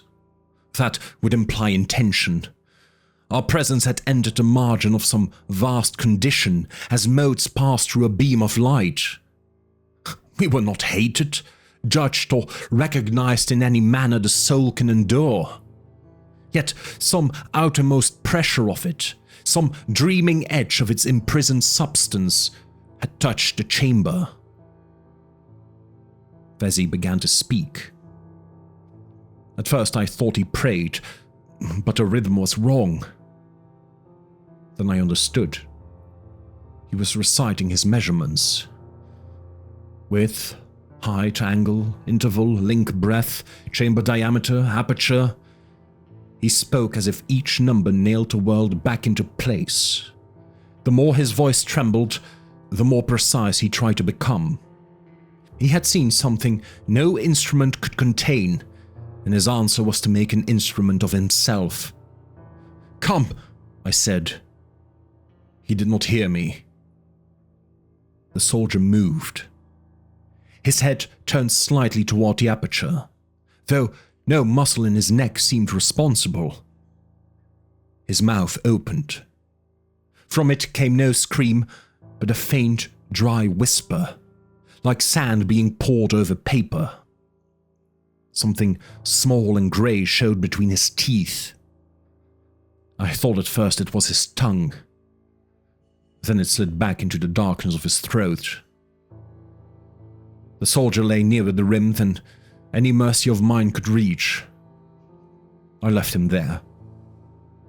I write that sentence because no kinder one is true. But I seized Vezi's arm. "Come!" He turned to me with a face I had known all my life in libraries, lecture halls, museums, and excavation reports. It was the face of intelligence prostituted to the need for mastery. "Do you understand what this is?" he whispered. "No." "Yes," he said. "Yes, you do. The old stories. The giant. The Kolossus. Beneath the island. If Rome knew." He did not mean ancient Rome. The true confrontation was human. Before me stood the first mind already beginning to misunderstand what lay buried there. I hit him. I do not know whether I meant to silence him, save him, or punish myself. My fist caught him badly, on the mouth or jaw, and he fell against the wall. The blue lamp struck the floor and went out. Darkness swallowed us. The collapse began as I fled. A brace snapped somewhere behind me with the report of a pistol. Stone struck stone. The floor moved sideways beneath my feet and threw me against the wall. From deeper within the passage came the groaning of iron, followed by a sequence of metallic blows, each farther away and yet somehow closer, as strain traveled through hidden lengths of the chain. What followed remains less a sequence than a wound in memory. I do not know whether I ran, crawled, or was expelled. I remember stone under my hands, wet carvings against my palms, the taste of blood. Vezi's voice somewhere behind me continuing to count long after counting had become madness. I remember reaching for a wall and finding only cold air where stone should have been. I remember the strap of my satchel cutting across my chest, then slipping, then catching on something behind me. I remember my hand closing on leather, or a wrist, or the edge of a book. I remember thrusting whatever it was against myself because I had no thought left for choosing. Cross, antler, wound, lettuce, hand, antler, antler, antler. The corridor was not longer than before. That would be too simple. It had become uncertain of its own length. Each breath returned to me from a different distance. Once, Vezi's counting sounded close enough for his mouth to be at my ear. Once, it seemed to come from below the floor. Once it passed ahead of me in the dark, calm and exact, reciting numbers I could no longer recognize. The hidden metal sounded through the rock around me. Another brace failed. Stone shifted within the walls. Once the ground rose beneath my hands with the lateral violence of masonry compelled aside by something passing through it. I crawled because standing belonged to a geometry I no longer trusted. Something cold brushed my ankle. Serpent or root or cloth, even Vezi's hand. I still do not know. At last, light appeared ahead. It was not daylight. For one mad instant, I thought some lower sun had opened beneath the earth. Then I understood. Someone stood at the passage mouth with a lantern. Manolis. He had remained outside against his own fear, or returned against his own judgment. I never learned which, and he never told me. He did not enter. God bless him, he did not enter. He crouched at the threshold, arm extended, face grey with terror, holding the lantern as far into the passage as courage and sanity allowed. I crawled toward it like an animal. Twice I slipped. Once I heard Vezi laughing behind me in a low, astonished voice, as though some conclusion had at last satisfied him. Then the sound ceased altogether, becoming part of the deeper vibration below the hill. and Manolis dragged me into the day. I remember the violence of sunlight. I remember vomiting until nothing came. I remember Manolis striking me across the face whenever my eyes drifted toward the opening. I remember trying to say Vedzi's name and producing no word at all.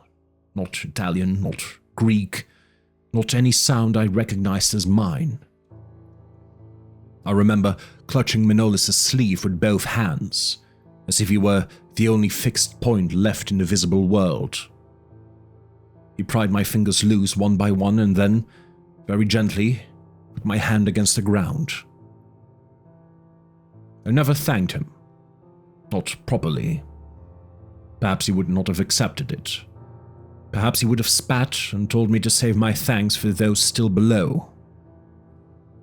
I remember men shouting in the distance and goats crying out as if being slaughtered, though none were near us.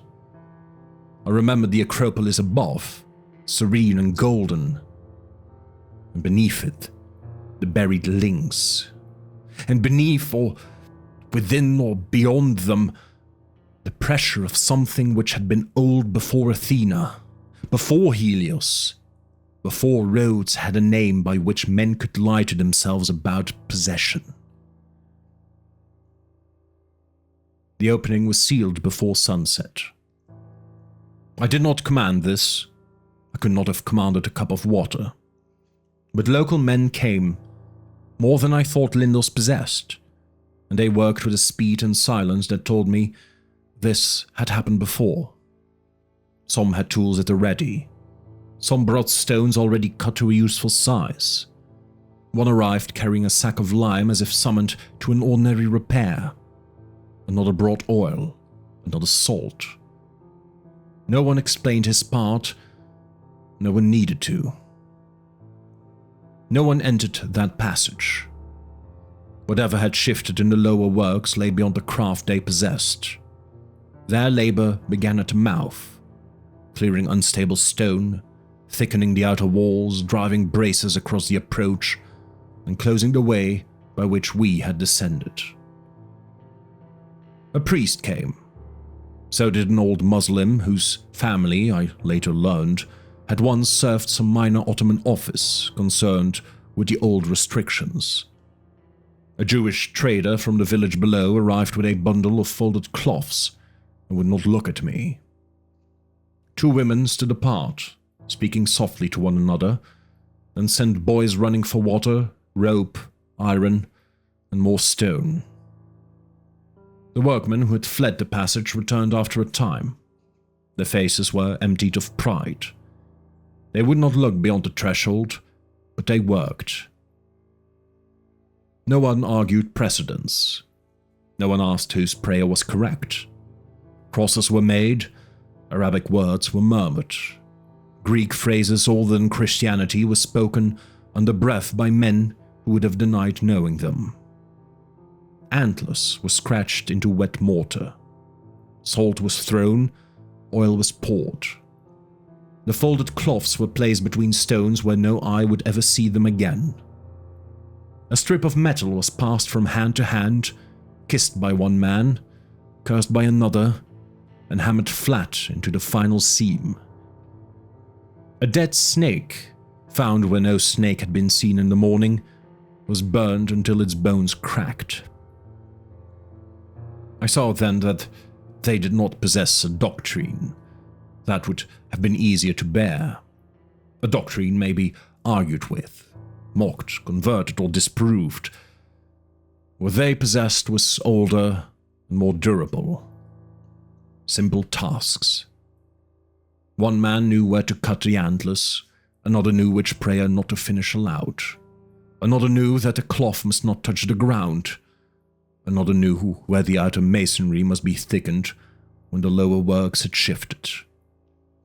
None, I think, knew the whole. That was the wisdom of it. It was not a ceremony. It was maintenance. That was what broke me. Had I seen only horror below, I might have dismissed it later as gas, fever, panic, subterranean fumes, hallucination, or the collapse of reason under darkness and suggestion. But the work of these men at the entrance admitted no such mercy. The people of Lindos did not discover the danger that day. They had simply resumed an old labor. The priest, the Muslim elder, the trader, the laborers, the women, the boys, even Manolis with his shaking hands, each knew a portion of the choreography by which truth had been kept incomplete. They did not ask what I had seen. They did not wish to know whether Vedzi lived. One does not interview a plague. Near dusk, Nicolaides arrived from Rhodes city. I had sent no message, but the boy Manolis had dispatched that morning returned beside a mule cart, and Nicolaides climbed the last part of the road on foot, pale with heat and anger. He did not ask for water. He did not ask who had been lost. He looked first at the sealed opening, then at me. I was seated against the wall with a blanket around my shoulders, staring at my hands. They had been washed several times, but black matter remained in the lines of the skin. "You went below," he said. I began to laugh and could not stop. He waited. When the fit passed, I asked him how he had known. "There are roads by which news travels faster than horses." Did you know what was there?" "No." "But you knew enough." "Yes." "Why did you not tell me?" At that, he looked at me with such sorrow that I hated him. "Because enough is what keeps men alive," he said. "More than enough brings them here." I told him much of what had happened, though some part of it still resisted speech. I spoke of the chamber, the chain, the soldier, Vedzi's words, the movement below. I expected disbelief. I would have almost welcomed it. Instead, he listened as one listens to the confirmation of a fear diagnosis. When I described what my mind had tried to make of the aperture, the faces, the hands, those merciful false shapes, his lips moved soundlessly. When I repeated Vezi's phrase, "If Rome knew," Nicolaides closed his eyes. "You see," he whispered, "already it becomes useful." Those words followed me back to Rhodes city. I left Lindos the next morning, under a sky pitilessly clear. No official inquiry detained me for long. Vedzi, whether through impatience or vanity, had not entered my name on any formal party list. The laborers swore that I had turned back before the collapse, and Manolis, when questioned, seemed suddenly to understand no Italian at all. The entrance, already sealed and judged dangerously unstable, was not reopened. The local officials had no wish to send more men into a place from which 2 servants of the new administration had not returned, and the officer who took the statements showed more concern for the absence of authorization than for the absence of bodies. A clean accident was preferable to an unauthorized descent, 2 lost men, and a village already too quiet. Vedzi and the soldier were therefore listed as dead in a minor collapse during survey work. Presumed dead, perhaps. The distinction was not one the report cared to honor. I saw the clerk fold the paper once, then again, and place it among other memoranda concerning substructures, repairs, and proposed works. That small administrative gesture frightened me almost as much as anything beneath Lindos. Nicolaides travelled separately. By evening, I was again within the walls of Rhodes, among coffee, tobacco, bells, footsteps, bargaining, Uniforms, prayers, and ordinary human heat. The city had not changed. Benatar was waiting in his shop. He looked at me once and turned a sign in the door. "I have brought back your papers," I said. "No," he answered. "You have not." I did not understand him until later. The papers I could return. The arrangement I had made of them remained in me. He gave me strong coffee and would not permit questions. After a long silence, he placed before me a sheet of blank paper, a knife, and a little brass bowl. "What is this?" "For your notes." "I will burn my notes." "Burning is for what must vanish. Cutting is for what must not join."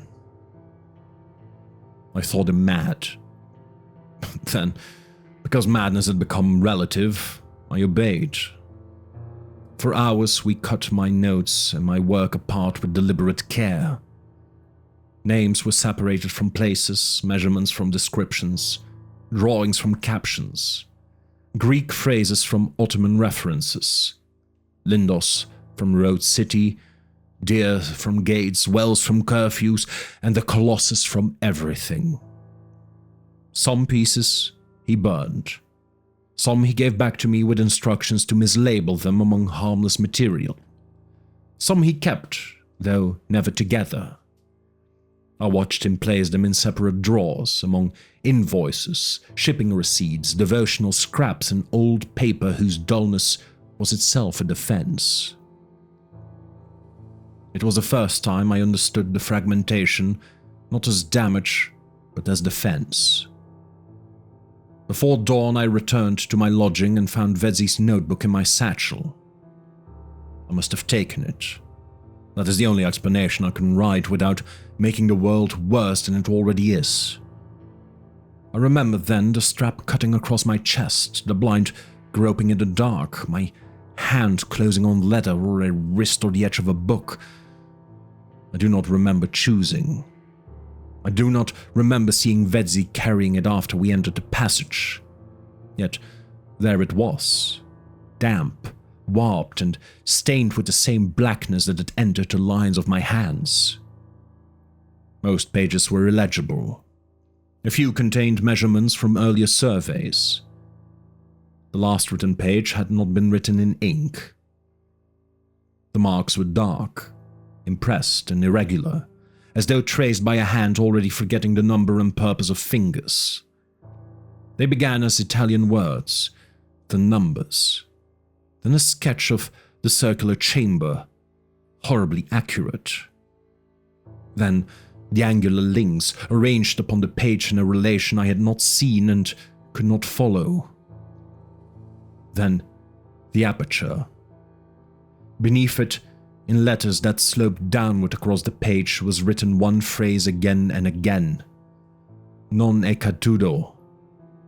It has not fallen. I understood that line at once, though I would have given anything not to. He had not meant a soldier, he had not meant himself. He had meant the old lie by which Rhodes comforted the world. The Colossus raised, the Colossus fallen, the danger past. I threw the book into the brazier, but it did not burn at once. The pages curled, blackened, opened, and for one instant I saw beneath the writing another set of marks, older than Vedzi, older than Italian, older perhaps than any ink meant for human sight.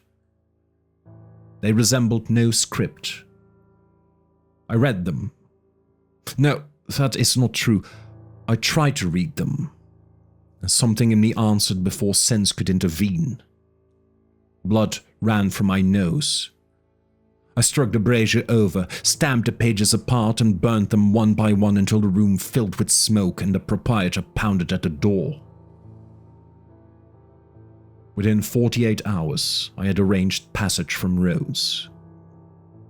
Cowardice saved me. I will not dignify it with another name. I abandoned inquiries, acquaintances, obligation, and several possessions. I wrote to Nicolaides a letter of apology, which I never sent. I avoided Benatar because gratitude would have required a farewell. At the harbour, the deer of Rhodes watched from shop signs, carvings, and postcards, while tourists spoke again of the ancient statue of Helios, of bronze feet straddling the ships, of all the beautiful errors men prefer. As the boat drew away, I looked back at those walls. They were radiant. For a moment, distance restored the old illusion. Rhodes became once more an island of history, culture, architecture, conquest, faith, trade, and sunlight. The city diminished. Lindos lay beyond sight. The sea widened. A gull followed us and then turned back. I remember thinking, with a relief so desperate it was almost joy, that I had escaped. Then, from somewhere below the engine's vibration and the slap of water against the hull, I felt again that deeper movement. Not a pursuit, not anger, not an awakening, but continuance. Rhodes remained behind me. The prison remained beneath Rhodes. And I, who had gone there to study the survivals of ancient belief, carried away the one belief all Rhodes had labored to prevent from becoming whole.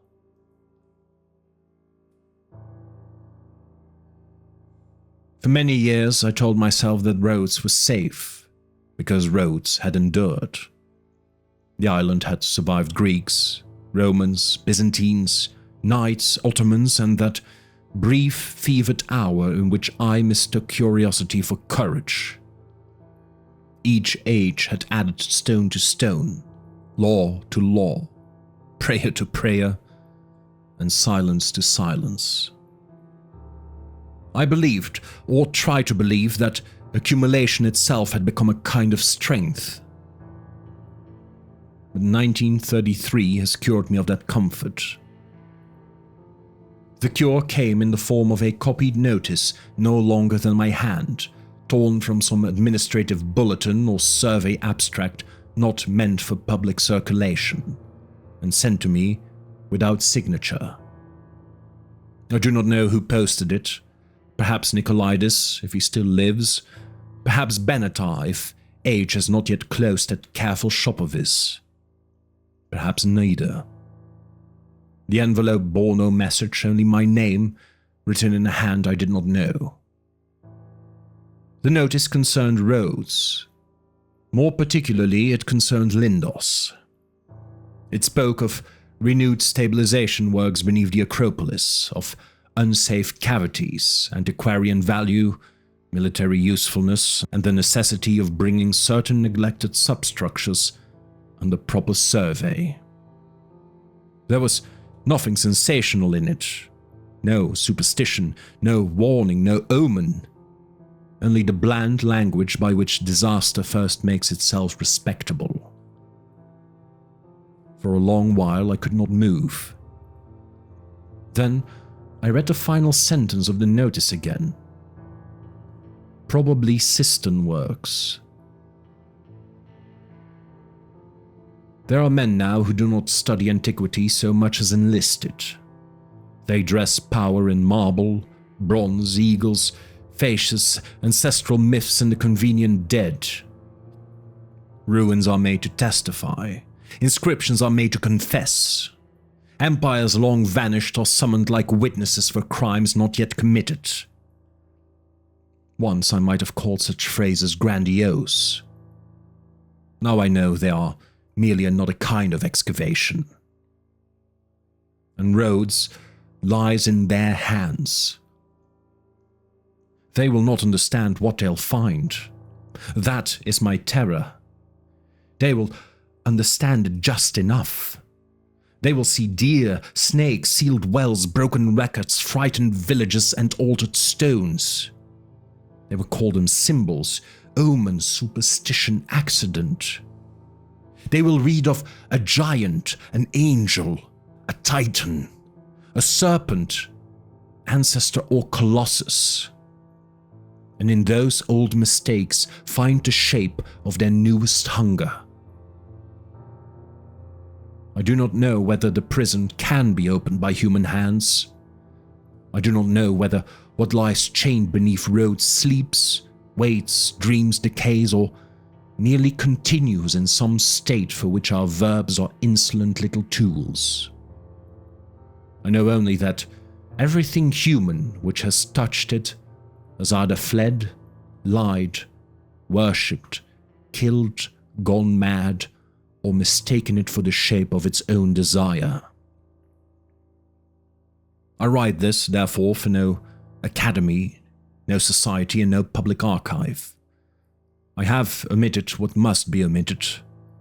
I have altered what must not lead too cleanly from one stone to another. If these pages survive me, let them do so as a warning, not as a map. Let them fail the antiquarian, let them disappoint the ambitious. Let them remain incomplete. For the horror beneath Rhodes is not that something colossal lies hidden in the old places of the earth, nor that men may one day open what wiser hands and crueler hands and bloodier hands all labor to keep closed. In 1913, I believed I had fled the end of the matter. In 1933, I know I had merely fled its beginning. For when the darkness answers, we shall not flee from it. We shall kneel. We shall name him. And we shall call that prisoner a king.